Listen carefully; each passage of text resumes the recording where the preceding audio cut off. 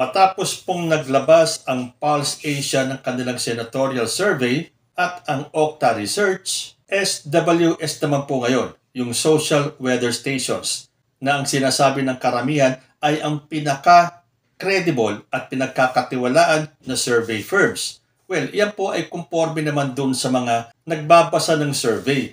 Dahil alam naman po natin kapag hindi umayon sa kagustuhan ng ibang mga grupo dyan, tulad ng mga DDS, hindi na po credible.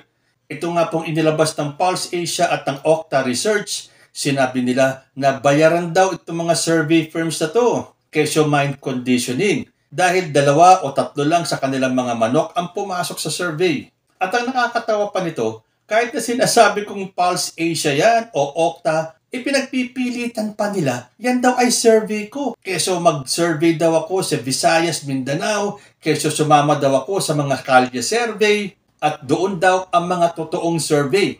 Kasi doon sa mga kalye survey, alam na alam mo kung sino ang nagsasurvey, edi siyempre pabor sa kanila. Pupunta sila doon sa lugar na maraming boboto sa kanilang mga manok. Tapos, Pulse Asia, Okta Research, ito nga ang may mga kredibilidad pagdating sa mga research. And yet, mind conditioning daw at nabayaran daw ng Malacanang. At doon sa mga nagbobobobobohan, pinagpipilitan nila na survey ko daw yun. Gumawa naman daw ako ng survey sa Visayas o sa Mindanao. Bobo lang ba talaga? Bakit pa ganun ang ilan sa mga DDS, no? Ipagpipilitan nila. Kahit na sinasabi ko na, Pulse Asia po ang may gawa niyan, Okta Research po ang may gawa niyan, pero mababasa mo sa mga comments na pinagpipilitan nila na yan daw ay aking survey. Pabayaan na lang po natin. Bobo lang talaga. So, ito pong pinakabago ng social weather stations o ng SWS. Nagbago kaya ang ranking ng mga senatoriables? Kung maaalala po natin sa Pulse Asia, ang naging number 1 po nila, Erwin Tulfo, number 2, Tito Soto, number 3, Bongo, number 4, Ben Tulfo, number 5, Pia Cayetano, number 6, Manny Pacquiao, number 7, Ping Lacson, number 8, Willie Revillame, number 9, Bong Revilla, number 10, Abby Binay, number 11, Lito Lapid, and at number 12, Amy Marcos. At sa Okta Research naman, ang number 1 nila, Erwin Tulfo, number 2, Ben Tulfo, number 3, Tito Soto, number 4, Bongo, number 5, Bong Revilla, number 6, si Pia Cayetano, number 7, si Ping Lacson, number 8, si Amy Marcos, number 9, Manny Pacquiao, number 10, Lito Lapid, number 11, Francis Tolentino, and at number 12, Benhur Abalos. Dito naman kaya sa SWS, nagbago kaya ang trending ng mga senatoriables? Again, start po tayo sa baba, going up to top number 1. Meron po ditong 14 names. Dahil sa mga panahon pong ito, meron pong mga nagtatay. So nagtay po sa slot number 12 to 14. Tatlo po ang pangalan. So ang ibig sabihin nito, kahit na sino sa kanilang tatlo ay pwedeng pumasok sa number 12, which automatically makes them at the top 12. And then yung dalawa sa kanila, rank number 13 and number 14.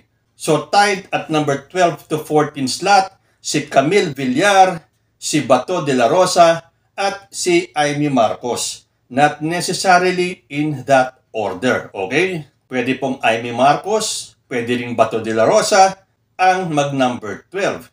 And then yung dalawa, pwedeng Camille Villar, Bato, or Amy. Pero yung pong ranking na yan ay siguradong magbabago habang papalapit ang eleksyon. At number 11, nandiyan po si Lito Lapid. And at number 10, we have Abby Binay. Tayo naman po sa slot 8 and 9, si Manny Pacquiao at si Willie Revillame. Pwede pong si Manny ang mag-number 8 or si Willie Revillame at ang mag-number 9 ay si Manny or si Willie.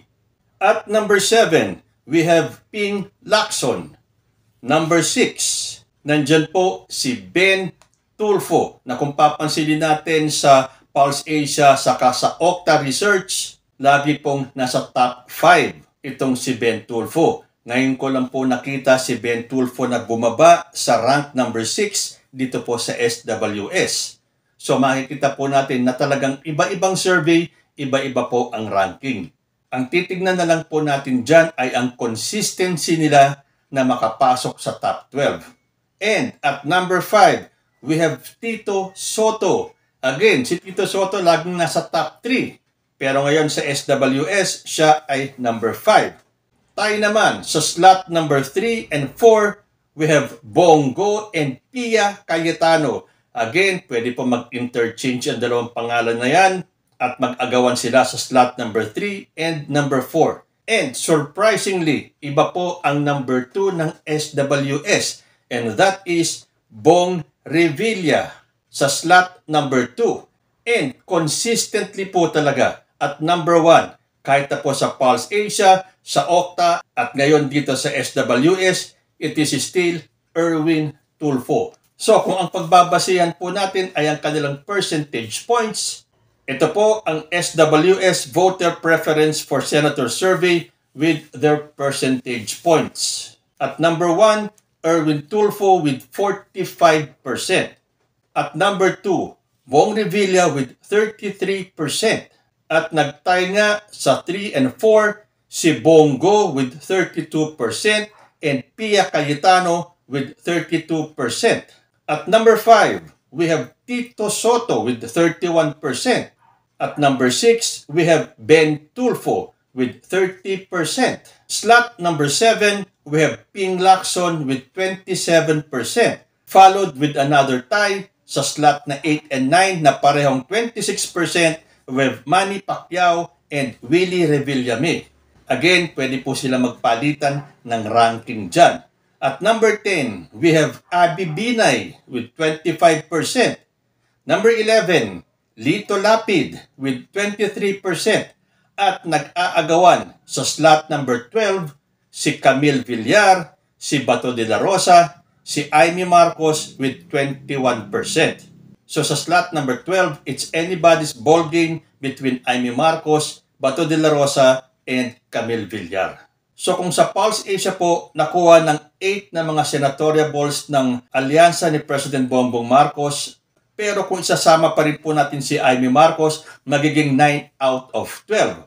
Sa Okta Research naman, 10 out of 12. Yan po ay kung isasama pa rin si Amy Marcos. Kung hindi, 9 out of 12 ang nakuha ng mga kandidato ni President Bongbong Marcos. At sa SWS survey, 10 out of 12 ulit. Again, kung aalisin natin ang pangalan ni Amy Marcos, 9 out of 12 po ang pumasok sa alyansa ni President Bongbong Marcos. So, consistent po sa tatlong pinagkakatiwalaan at credible na mga survey firms. Pero siyempre, sa atin credible itong tatlong ito, sa mga DDS, hindi dahil para sa kanila, mind conditioning daw ito at binayaran ng Malacanang itong tatlong survey firms na to. Kasi nga naman meron tayong ipinalabas na isang episode natin na naglabas tayo ng survey na nanggaling sa mga DDS kung saan na halos lahat ng kanilang kandidato ay pumasok sa top 12. Yun para sa kanila ang credible. Pero wala pa pong ibang naglalabas na survey na kahintulad ng kanilang survey. Hindi tulad sa Pulse Asia, sa Okta Research at sa SWS na consistent po na namamayani ang mga kandidato ni President Bongbong Marcos. Well, teka nga pala muna, hindi pa po naglalabas ang publikus na alam natin na ang CEO ay isang diehard Duterte na si Malu Tequia. Sino kaya ang magiging top 12 niya? So ngayon, tatlo na po sa pinagkakatiwala ang mga survey firms ang naglabas ng kanilang senatorial surveys. Masaya ba kayo sa mga survey nila? O tulad kayo ng ibang nagbobobobobohan na ang mga survey firms na to ay bayad ng Malacanang? Comment lang po down below at magbabalik ang usapang Tito Manny. Diyos te Agnina.